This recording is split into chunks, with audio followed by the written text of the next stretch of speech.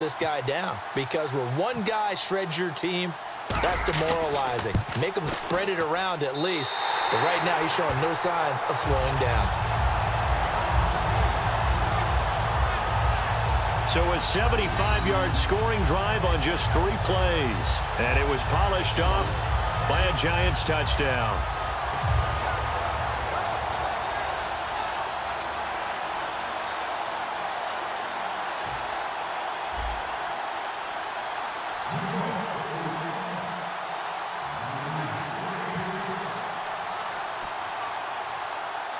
Brown now to kick it away after the touchdown. Short kick. One of the up middle take it now. And solid field position here to start as they get it out to the 40-yard line. And now Baltimore gets set to take the field. And with this deficit, you can't have too many more drives like the last drive where you had to punt it away. You know what I would tell my offense right here? The punter doesn't exist, guys. He doesn't even exist. He's not a team anymore. I just cut him, all right? So you've got to go out and create some offense for us here and give us some points. No way does that guy get on the field on this drive. Poor punter. Yeah, it wasn't his fault. Hey, listen, there's something there got to be casualties at times. We're trying to win a game. Flacco finds his man. Watson over the middle. Second quarter now. Brandon Gaudin, Charles Davis with you. It's the Ravens who have the football. They do, however, have a tough 3rd and long coming up.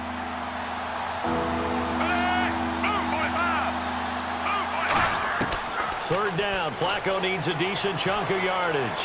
And that is incomplete. Mike Wallace, the intended receiver. And it's 4th down.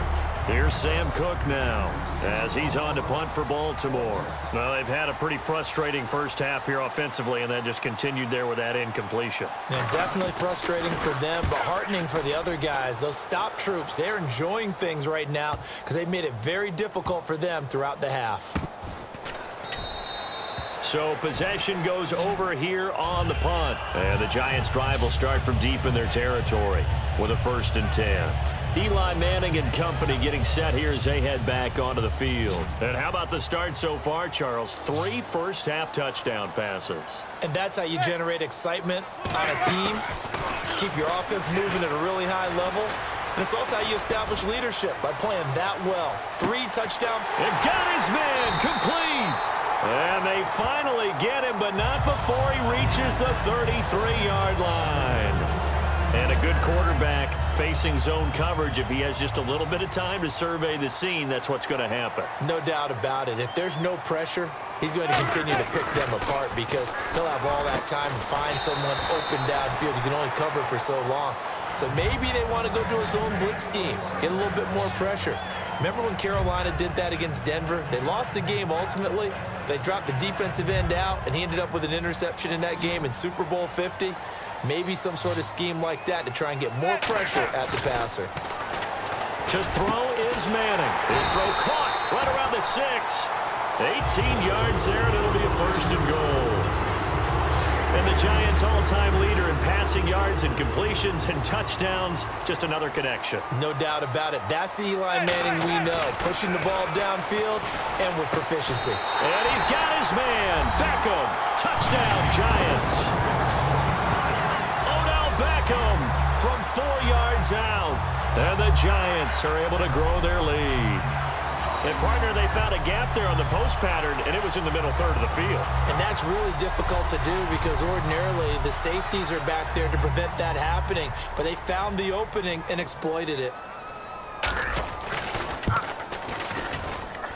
And that PAT pushes the lead up to 23 now. So that drive, 4 plays. And it was finished off by a touchdown by the New York Giants. Brown now to kick it away after the touchdown. Short kick. It's taken to the 23. And they're going to wind up with pretty good starting field position as they get it up past the 35.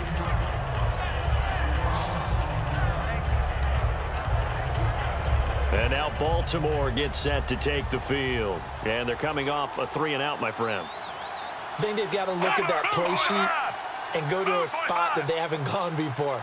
Time to shake things up a little bit to try and get this offense moving. Okay, so how do you do that? How do you shake things up? You look at what you've called before, realize it hasn't worked Go to so something well, else. and maybe try and find one of those special plays from one of your better players, and maybe try and hit something big and get things going in the excitement area. CD, wanted to get your thoughts just on the landscape of the offseason for each of these teams. Super Bowl in the rearview mirror, but so much going on.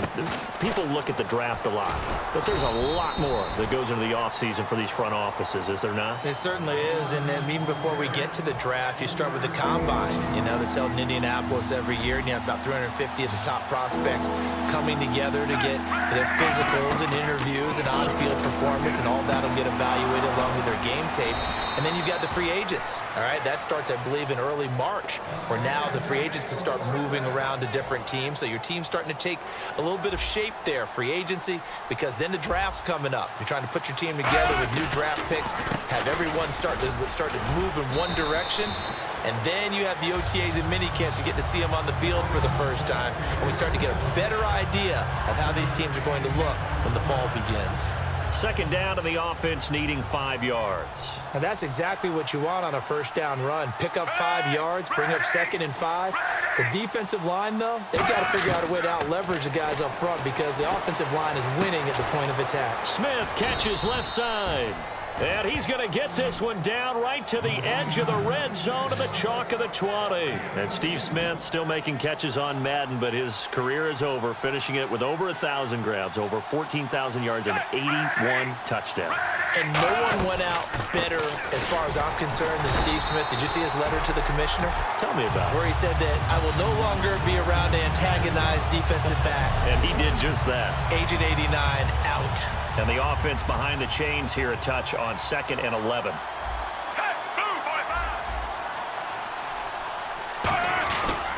They stay on the ground. Force out again. He lost 2 there, and it's 3rd down. Back-to-back runs that were stacked up. Offensively, now you've got to think to yourself, do we change blocking assignments? Do we change formations? Do we change looks in order to try and get the running game going? 7th play of this drive coming up, but a long way to go on 3rd down. 3rd and long for Joe Flacco. And a quick throw here, that's complete. They get 7 there, but it brings up 4th.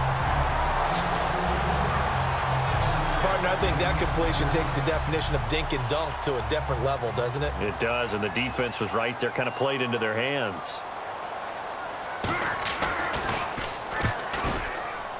And Tucker's kick right there. It's good. And high fives for that one as that drive ends in 3.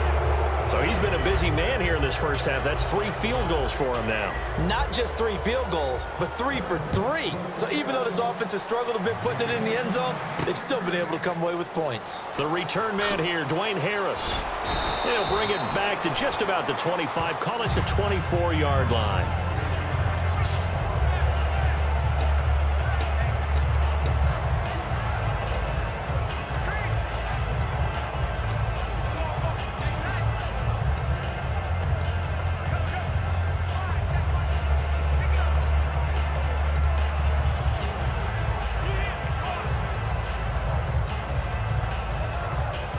New York set to take the field. And that recipe on their last drive that resulted in a touchdown looked pretty good, so they'll be hoping to do that once more. It takes me back to when we sat with the offensive coordinator and the head coach. They felt pretty good about their game plan and thought there were some holes in the defense, and they exploited them the last time out. Let's see if they can come back and put together a similar drive. And we'll see if they can do just that. All right, different topic here. 2018, the Super Bowl, traveling north, far north to Minneapolis.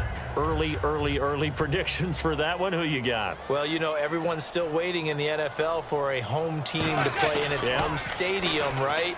So could the Vikings be that team? I'll start in the NFC, and I'm going to say no. I think Seattle. Starting to get near that maybe last run with their defense. Earl Thomas returns. I like Seattle coming out of the NFC. How about you? Well, I'm actually going to take a Dallas Cowboys NFC title run. I think that they came so close this year, probably most talented going into next year. I like that one. Well, in the AFC, I'm going to go with a team that if they improve their defense and their quarterback stays healthy. That's caught inside the 20. Manning to back up. A big play there. 58 yards. Well, they just treated 3rd and long as simply an opportunity to make an even bigger play. Normally, you're just trying to pick up the first down and you know where the sticks are. They took this thing way downfield. Confidence in the receivers to go up and make a play, even with defenders around him. And he's got his man. Beckham. Touchdown, Giants. Odell Beckham with his 2nd touchdown here in this first half. And the Giants add on to their lead. Now, he's having a nice little first half for your partner. And it's a first half that leaves us anticipating what can still come. I mean, 2 touchdowns already here through the 2nd quarter. There could be plenty more before this game is over.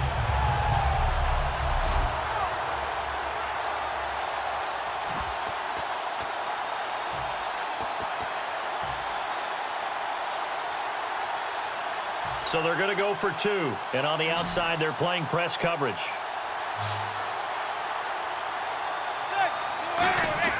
Eli's going to throw. And this one incomplete. So they went for the 2. They don't get it.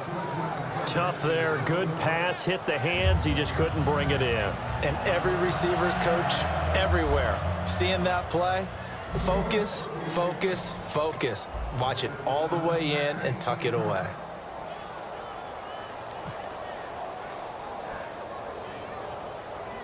Brown now to kick it away after the touchdown.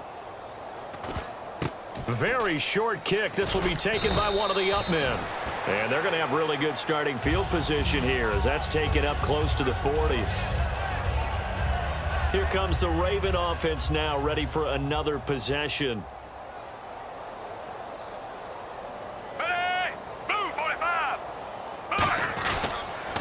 First down. This is Forsett. And he is going to lose yardage here. That's going to go as a loss of a yard, and it'll be 2nd down.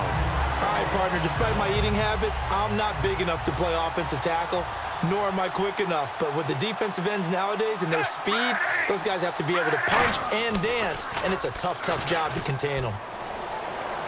Looking here for Smith downfield. Into double coverage, and it's intercepted. Picked off by Dominique Rodgers-Cromartie. And he will take this across midfield and down to the 48-yard line. Well, that's a drive killer right there. Not a really confident throw either. This one was kind of up for grabs, and it's going to come down the hands of the wrong team. And New York set to take the field.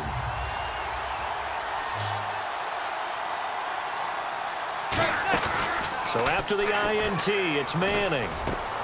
Over the middle to Beckham. It's a gain of 21 that time. And it's first down, New York. Eli to OBJ. What a combo. And really, how do you defend them when they're on their game? Absolutely, and they're on their game in this one. That's really what this offense is predicated on, isn't it? It really is. It's explosive plays, and it doesn't matter whether Eli throws it 3 yards or 30 yards. OBJ can provide that. And nearly picked it off. He had a chance to come down with that in the end zone, but it'll wind up just being incomplete. 2nd down here after the incomplete pass. Well, partner, I think the defensive fellas got the memo, and they decided to cover him on that play. Yeah, he's already up over 100 yards in this game. They tried a deep shot, couldn't get it. And he's got his man, Beckham. Touchdown, Giants.